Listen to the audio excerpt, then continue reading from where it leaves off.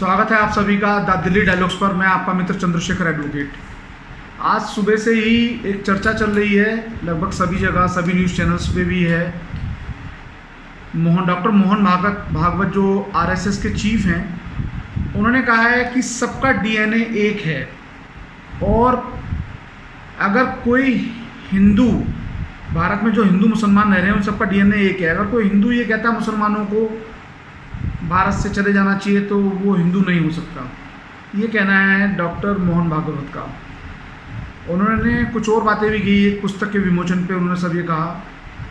उन्होंने कहा लिंचिंग के विषय में भी कहा उन्होंने कि गाय की हत्या करना, गौवंश की हत्या करना अपराध है, पर उसके विरुद्ध, गौवंश की हत्या के विरुद्ध अगर कोई हिंदू कार्रवाई करता है, लिंचिंग करता है, तो वो ज़्यादा गंभीर अपराध है।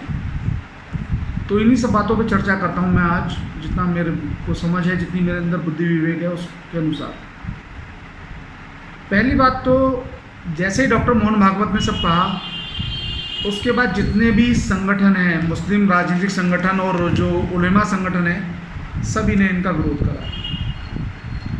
किसी का नाम नहीं लूँगा मैं, परंतु सभी ने अपनी अपनी थ्योरी के हिसाब से, किसी ने संविधान को कहा, किसी ने कहा कि डॉक्टर मोहन भागवत की जो स्टेटमेंट है वो इसलिए आई है क्योंकि उत्तर प्रदेश में अगले वर्ष चुनाव है, हो सकता है राजनीतिक भी हो।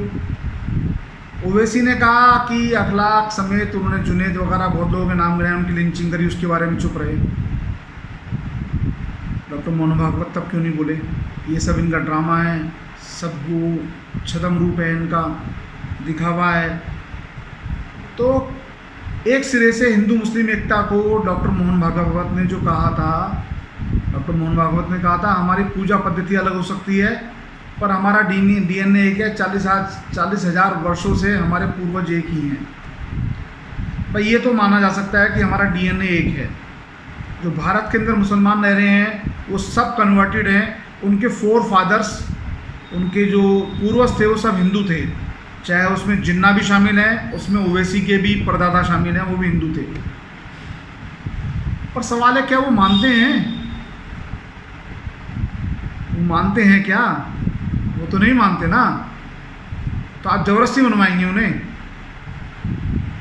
उन्होंने तो मना कर दिया है कि नहीं थे हमारे। उनका हीरो तो औरंगजेब है, उनका हीरो तो जो है बख्तियार खिलजी है, उनके जो हीरो हैं वो तो सारे के सारे जो आक्रांता हैं, लुटेरे, वो इनके हीरो हैं। तो मैंने सोचा क्यों ना इस विषय पर थोड़ी सी बहस को आगे बढ़ाया जाए। क्या ये डॉक्टर मोहन भागवत ने किया ये इलेक्शन के लिए किया? क्या वाकई हिंदू मुस्लिम एकता हुआ है? अगर हिंदू मुस्लिम एकता होती तो बंटवारा क्यों होता भाई भारत का? और डॉक्टर मोहन भागवत ने अपने मुंह से एक शब्द नहीं बोला। बंगाल में चुनावी हिंसा हुई, चुनाव के बाद हिंसा हुई, लगातार जारी रही, बहुत लोग मरे, उसके ऊपर रिपोर्ट भी आई। डॉक्टर मोहन भागवत ने एक शब्द नहीं बोला। मैं एक बात यहाँ पे कहना चाहूँगा, लाल कृष्ण आडवाणी जी जिन्ना की मजार पे गए थे, श्रद्धा सुमन अर्पित करके आए थे, उनको राजनीतिक अंत हो गया था उनकी पारी का। जसवंत सिंह ने कहा जिन्ना सेकुलर था, जिन्ना सेकुलर थे, तो उनको रिमूव कर दिया गया था। तो क्या डॉक्टर मोहन भागवत के लिए भी ऐसा होगा? अभी मैंने ज़्यादा तो मैं टेलीविज़न देखता नहीं क्योंकि उसमें बकवास ज़्यादा दिखाई जाती है डिबेट्स में। पर जो देखा, जितने मुस्लिम पैरोकार थे वो इस बात को मानने को तैयार ही नहीं है।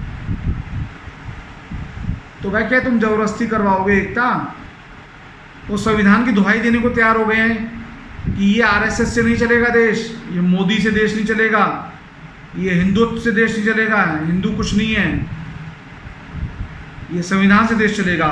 ये मेरा वर्जन है जो मैं कहने जा रहा हूँ कि अगर ये वाइस वर्सा होता, हिंदू 78% की जगह 18% होते, मुसलमान 18% की जगह 78% होते, तो क्या ये देश संविधान से चलता? बिल्कुल नहीं चलता। यहाँ पे शरिया लागू हो गई होती और जो हमारे देश के अंदर जो अल्पसंख्यकों को अधिकार, विशेष अधिकार दिए गए हैं,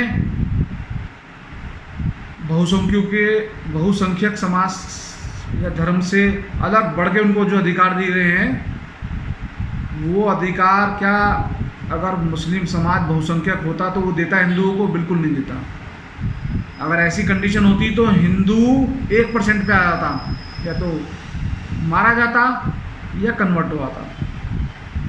तो मेरी समझ से परे है ये उनका, कुछ मेरे महानुभावों ने कहा है कि जितना जो लोग अपने बंद कमरे में एसी में बैठ के देखते हैं, सोचते हैं, उससे कहीं ज़्यादा भारतीय जनता पार्टी और आरएसएस है ना, अगर 5 कदम पीछे हटती है तो लंबी छलांग के लिए पीछे हटती है। देखते हैं भाई क्या लंबी छलांग लगाएंगे, मुझे तो कोई लंबी छलांग दिखती नहीं है। मेरा अपना ये मानना है, कुछ मित्र भी कहते हैं कि अशरफी मुल्ला मौलानाओं को अगर सिर काट के भी दे दोगे तो कहेंगे बस सिर ही दे दिया, इससे क्या करेंगे। तो तुम कुछ भी कर दो, वो तुम्हारी बातों में आने वाले नहीं हैं, ये सत्य है। सबका साथ सबका विकास हो, संविधान जो अधूरा है उसको पूरा किया जाए, वेंकटचलिया कमीशन की रिकमेंडेशंस को लागू किया जाए, कुछ और कानूनों का निर्माण किया जाए और उसका सख्ती से अनुपालन किया जाए, और सभी का साथ हो, सभी का विकास हो, तुष्टीकरण बंद हो, हाइपोक्रेसी बंद हो, ढोंग बंद हो, अपीसमेंट बंद हो, ये सब चीज़ें बंद हो, तब जाके समुचित विकास होगा। ये राजनीति जो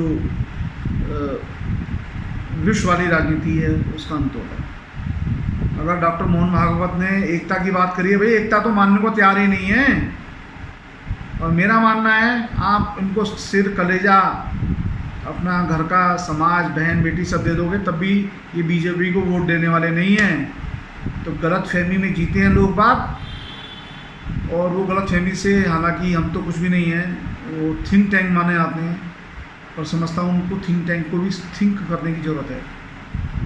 मैं किसी समाज के विरुद्ध नहीं हूँ।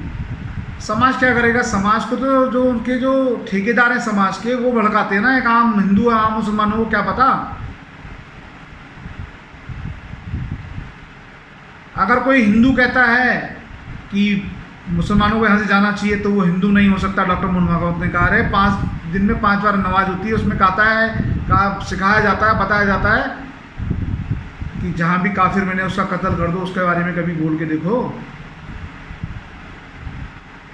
एक तरफे बयानबाजी से क्या होगा। तो ये मेरी राय है कि 99% मुसलमान हिंदुस्तान के भारतीय जनता पार्टी को कभी वोट नहीं करेंगे, चाहे उनके लिए हिंदुओं को कितना बलिदान कर दें, कितनी बलि दे दें।